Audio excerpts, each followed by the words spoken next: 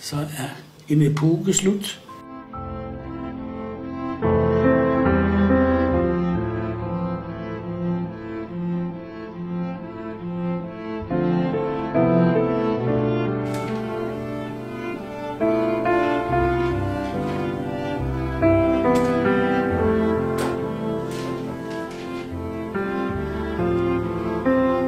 Jeg synes jo, det er kultur, og i dag det er så ikke ret mange, der giver mig ret i dag, men altså sådan opfatter jeg det. Det er jo derfor, jeg er ind i det.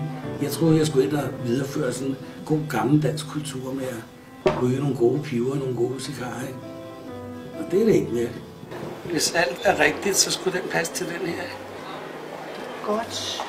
Skal jeg lade blive i posen? Ja, jeg gør det. Gud, var du ligeglad med de stumper der?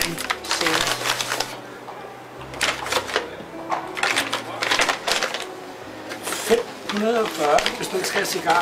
Det skal jeg. Ja, nu klinge det sgu spørge. Jeg har lige talt med ham. Jeg skal tale om, at de ikke importerer den mere, fordi jeg køber dem, at den skal til at koste 30 kroner. Ja. Det, der fascinerer mig med pipen, det er jo, at jeg gennem alle de år, jeg har været, har lært en masse pipe med at kende, ikke? Og ja, altså, når man hører sådan deres historie og de problemer, de har haft med at lave, for eksempel, der er jo dyre håndlavede piber, der koster 4-5.000, fordi det er et smukt stykke træ, ikke? Så det er jo kunsthåndværket i det, ikke? Og så også, at vi er nok en branche, der drager lidt originaler, ikke? Altså, det er sådan lidt specielle mennesker, alle dem, jeg har handlet med gennem årene. Jeg kunne nævne 20 pivemager, ikke? Og den ene er mere skør end den anden, positivt, ikke? Altså, og det er jo nok det, der gør, at man ligesom hænger ved, ikke?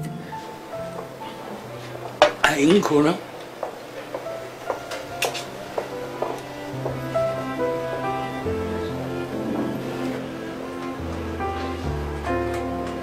I årenes løb, der har krisen, der krassede ind imellem, ikke? For der er også, da vi var flere, der var mere konkurrence.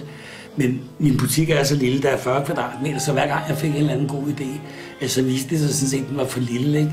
Så enten skulle jeg gå over og blive poppet og sælge souvenirs, ikke? Som der var mange penge i for 10-15 år siden, så nogen foreslog mig.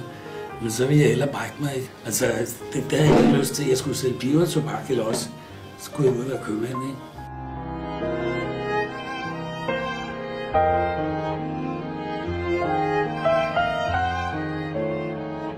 Fremtiden er vel, at der vil altid være piberyger, men det bliver færre og færre, og ja, i dag der går folk jo på internettet, på eBay, ikke, og køber brugte piber. Så jeg tror aldrig, det dør, men der vil ikke være forretninger som min om 5-10 år, det tror jeg ikke. Der kun lever af at sælge piber og tobak.